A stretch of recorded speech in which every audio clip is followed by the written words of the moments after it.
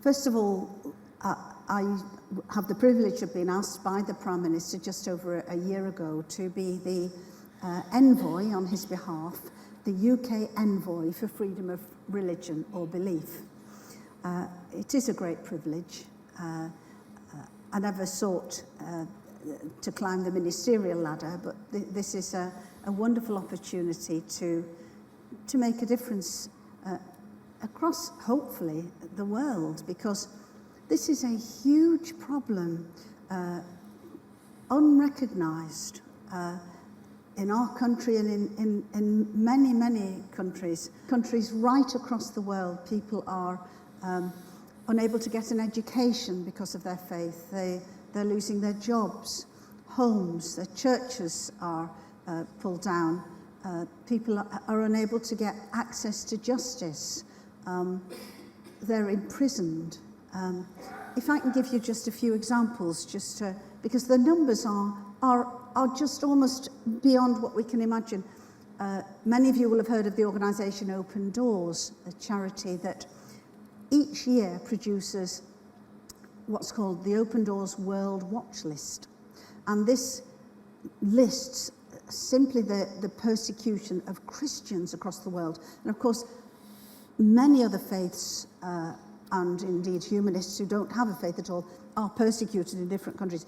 But this year's World Watch List, published last month, says that around 360 million Christians across the world suffer high levels of persecution. That's amazing. It's horrendous. Absolutely. 360 million Christians, not to mention all the other faiths. Yeah. A Christian is killed every 2 hours for their faith somewhere in the world. So while we've been in this prayer meeting, somebody would have lost their life. Absolutely. Okay. And I'll give you some examples. A gospel singer called Helen Bahane in Eritrea, she was arrested.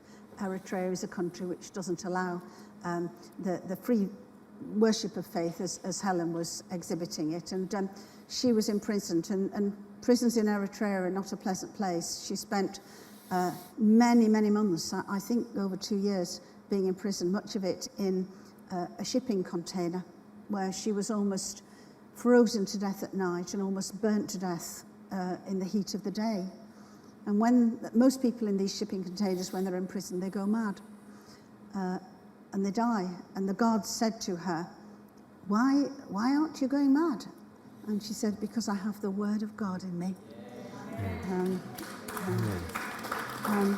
And then I'll give you another example. Many of you will have heard of the schoolgirls and some schoolboys who have been kidnapped in Nigeria. And one of these groups of around 114 included one girl called Leah Sharibu. And they were kidnapped by these Boko Haram, who work with Islamic terrorists now in Nigeria. Eventually, all of the girls who were arrested were released except Leah Sharibu. And the other girls have reported that Leah wasn't released by them because she refused to renounce her Christian faith. Now, she was 14 years old, and as far as we know, she's still there. Over 3 years later, I've met her mother, Rebecca. I've never seen a face as haunted. So these are examples. In China, I can give you an example, and in China there are over 1 million Uyghurs now in modern-day concentration camps, simply because they are Uyghurs. But in China too, the Christian faith is coming under terrible oppression now, and there is a lawyer, I will not be able to pronounce his name properly, but he's now in prison simply for defending in court Christian pastors who were told not to hold services in their churches. Wow. Churches have been had their crosses torn down. The state has now often is requiring to vet sermons. How would you feel like that if the government vetted your sermon? There is a prohibition against children attending Christian church there, and cameras are being placed in churches to check who is there. Yeah. So these kind of restrictions and many, many more. And as I say, it's not just Christians. The Jehovah's Witnesses are a persecuted group. Only recently I heard of a 70-year-old woman in Russia who has been imprisoned for 2 years in Siberia simply for being a Jehovah's Witness. This is happening all over the world. In some cases, it's states who are doing the persecuting. North Korea, for example, is a terrible place to have any form of faith at all. You are basically at risk of being incarcerated in a concentration camp for life. Or in other cases, as I mentioned in Nigeria, it can be terrorist groups who are doing the attacking.